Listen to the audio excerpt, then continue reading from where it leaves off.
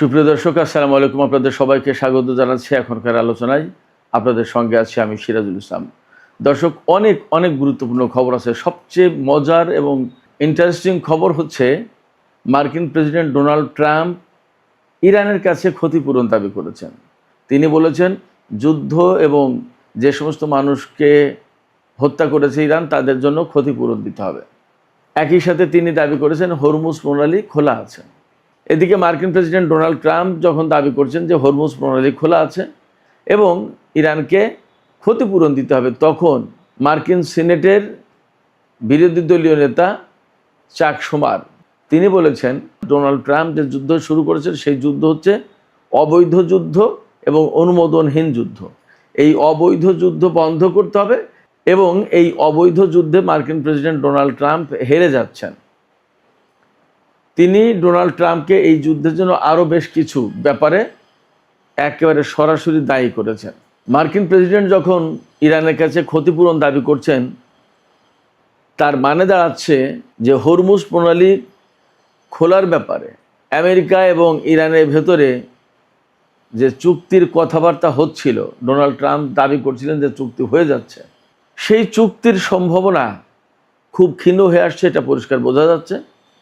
যার প্রেক্ষাপটে আন্তর্জাতিক বাজারে নতুন করে তেলের দাম বেড়েছে এবং শেয়ার বাজারগুলো প্রচণ্ড রকমের অস্থিতিশীল উদ্বেগ এবং উৎকণ্ঠার ভেতরে রয়েছে। এপাশে জার্মানির পররাষ্ট্রমন্ত্রী ইরানের পররাষ্ট্রমন্ত্রীকে হরমুজ প্রণালী খুলে দেওয়ার ব্যাপারে ফোন করেছিলেন এবং আলাপ করেছেন। জবাবে ইরানের পররাষ্ট্রমন্ত্রী আব্বাস আরাকচি জার্মান পররাষ্ট্রমন্ত্রীকে পরিষ্কার করে বলেছেন একটি কথা। সেই কথাটা কি, আমি বিস্তারিত আলোচনায় আনবো সে কথাও।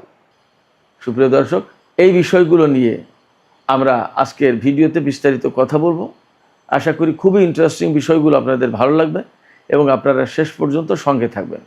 আর ভিডিও যদি ভালো লাগে তাহলে লাইক, কমেন্ট, শেয়ার করবেন এবং চ্যানেলটি সাবস্ক্রাইব করে প্লিজ সাথে থাকবেন।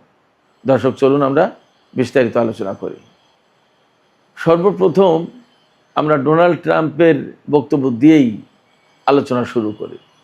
ডোনাল্ড ট্রাম্প খুব স্পষ্ট করে বলেছেন, তার ট্রুথ সোশ্যালে দেয়া পোস্টে তিনি বলেছেন এই যে যুদ্ধ চলছে, এই যুদ্ধে যে সমস্ত মানুষ হতাহত হয়েছে এবং ইরান এর আগে আরও বিভিন্ন সময় বিভিন্ন লোকজনকে হত্যা করেছে রাস্তার পাশে বোমা পেতে রেখে, এমনকি ইরানের ভেতরে যে সমস্ত মানুষ মারা গেছে, বিশেষ করে জানুয়ারি মাসে যে বিক্ষোভ আন্দোলন শুরু করেছিল জ্বালাও পোড়াও নাশকতা ভাঙচুর, সেই সময় প্রচুর পরিমাণে লোক মারা গেছে নাশকতা ঠেকাতে গিয়েও অনেক লোক মারা গেছে। তাদের জন্যও ডোনাল্ড ট্রাম্প ক্ষতিপূরণ দাবি করেছেন এবং তিনি দাবি করেছেন আরেকটা কথা। 2000 সালে ইয়েমেনের উপকূলে আমেরিকার একটি যুদ্ধজাহাজে হামলা হয় এবং তাতে 17 জন নাবিক নিহত হয়। ওই হামলার জন্যও ইরানকে ক্ষতিপূরণ দিতে হবে। অথচ সেই সময় আমেরিকাই দাবি করেছিল, আমেরিকাই বলেছিল এবং দুনিয়ার সবাই বলেছিল যে আল কায়দা এই হামলার জন্য দায়ী। সবচেয়ে বড় কথা হচ্ছে যে আল কায়দার সাথে ইরানের কোনোদিন কখনো সম্পর্ক ছিল না, বরং আল কায়দার সাথে ইরানের প্রচণ্ড রকমের শত্রুতা ছিল।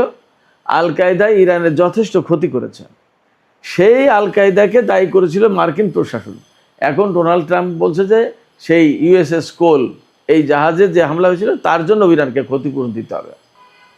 ইন্টারেস্টিং ব্যাপার হচ্ছে যে এই যে ইরানের সাথে ইসরায়েল এবং আমেরিকার যে যুদ্ধটা হলো, এই যুদ্ধ তো তারাই চাপিয়ে দিয়েছে, এটা তো সবাই জানে, একদম পরিষ্কার চোখের সামনে দেখা যাচ্ছে।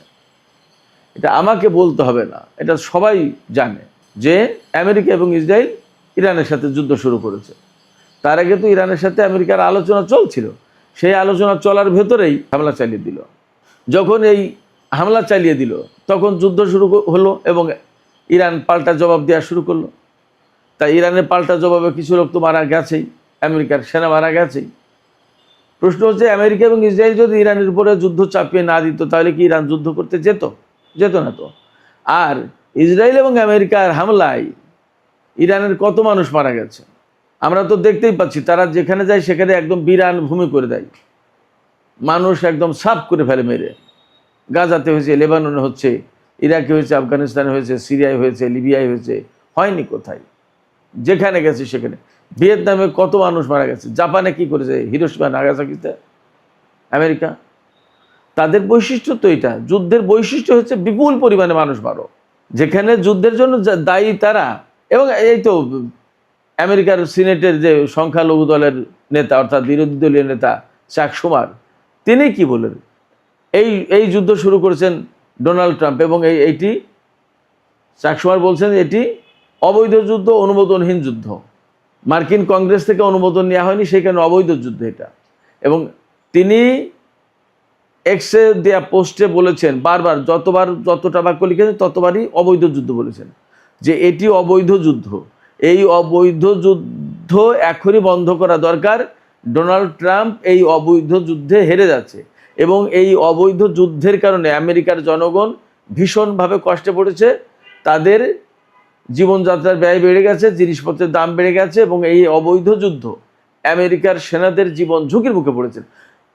চাক শুমার এই কথাগুলো বলেছেন, যতবার বলেছেন যুদ্ধের কথা ততবার বলেছেন অবৈধ যুদ্ধ। সেখানে ডোনাল্ড ট্রাম্প যদি ইরানকে দায়ী করার চেষ্টা করে, তখন সেটা একটা হালকা কথাবার্তা হয় না, একজন প্রেসিডেন্ট সুলভ কথাবার্তা এটা। অবশ্যই ডোনাল্ড ট্রাম্পের কাছ থেকে অনেকেই প্রেসিডেন্ট সুলভ কথাবার্তা হয়তো আর প্রত্যাশা করেন না, কারণ তার পক্ষে হয়তো সেগুলোর বলা সম্ভব না। নানান রকমের বিতর্কিত কথাবার্তা বলেন, উল্টাপাল্টা কথা, কোনটা প্রেসিডেন্টের সাথে মানায় কোনটা মানায় না, এ সমস্ত বিষয়গুলো হয়তো তিনি আসলে ভাবেন না, আমরা দেখতে পাচ্ছি বিভিন্ন সময়। তো সেক্ষেত্রে তিনি যে দাবি করেছেন এটা জাস্ট কথা পিঠে কথা বলতে হয় তাই। ইরান যেহেতু আমেরিকার কাছে ক্ষতিপূরণ দাবি করেছে এবং তারা দিতে রাজিও হয়েছিল, এখন চুক্তি হয়তো হরমুজ নিয়ে হবে না, তার হাতে বের হয়ে যাওয়ার কোনো পথও নেই। চাক শুমার একথাও বলেছেন যে ডোনাল্ড ট্রাম্প এমন এক অবৈধ যুদ্ধে জড়িয়েছেন এবং অযৌক্তিক যুদ্ধে, এই যুদ্ধ থেকে তিনি আর বেরিয়ে যাওয়ার কোনো পথ পাচ্ছে না, তার হাতে কোনো পথ নেই। তো ডোনাল্ড ট্রাম্প যেহেতু কোনোভাবে যুদ্ধ করেও পারছেন না, কূটনীতিতেও পারছেন না, আবার যুদ্ধ বাদ দিয়ে চলেও যেতে পারছেন না, এই অবস্থায় এখন একটা গান শুরু করে দিল যে ইরানকেও ক্ষতিপূরণ দিতে হবে, ইরানকেও ক্ষতিপূরণ দিতে হবে। এটা কোনো অর্থবহ কথা হতে পারে না প্রেসিডেন্টের কাছ থেকে। বরং চাক শুমার যেটা বলেছেন যে কথাগুলো, সেই কথাগুলো অনেক বেশি গুরুত্বপূর্ণ, সেগুলোর একটা আলাদা মর্যাদা আছে।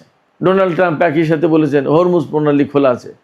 হরমুজ প্রণালী খোলা আছে কি বন্ধ আছে তা আমরা দেখতে পাচ্ছি না। গতকালকে অর্থাৎ সোমবার 10ই আগস্ট সোমবার হরমুজ প্রণালী দিয়ে মাত্র 6টি জাহাজ চলাচল করেছে। তার আগে কয়েকদিন গড়পড়তা 8 থেকে 15টা জাহাজ চলাচল করেছে, আর সেখানে গতকাল 6টা আরও কমে গেছে।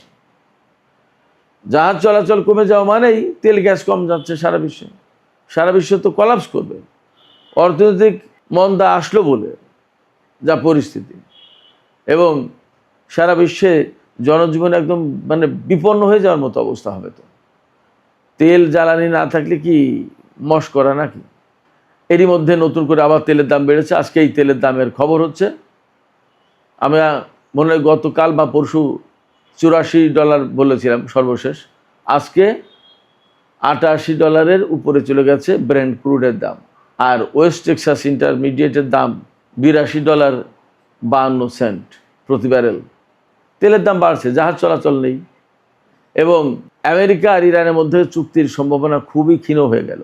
এখন এখান থেকে যদি আমেরিকা ব্লকেড না সরিয়ে এবং তার ঘাঁটি তার সেনাদেরকে না সরিয়ে নেয়, তাহলে মনে হচ্ছে ইরান আমেরিকার ঘাঁটিগুলোর উপর আমেরিকার উপর আবার হামলা চালাবে, এবং তারই একটা দিক নির্দেশনা সম্ভবত ইরানের সর্বোচ্চ নেতা দিয়েছেন। এদিকে হরমুজ প্রণালী খোলার ব্যাপারে জার্মানির পররাষ্ট্রমন্ত্রী জোহান ওয়াদেলফুল তিনি ফোন করেছিলেন, আলোচনা করেছেন।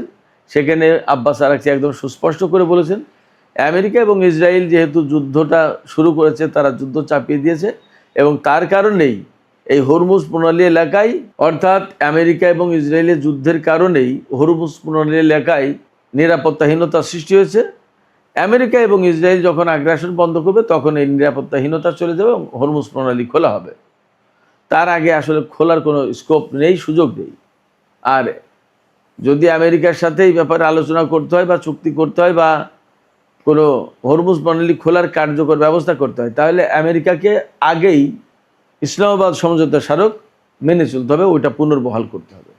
একই সাথে আব্বাস আরাকচি এও বলেছেন হরমুজ প্রণালী এলাকা থেকে আমেরিকার নৌ অবরোধ প্রত্যাহার করতে হবে, তা না হলে হরমুজ প্রণালী খোলার কোনো সুযোগ নেই।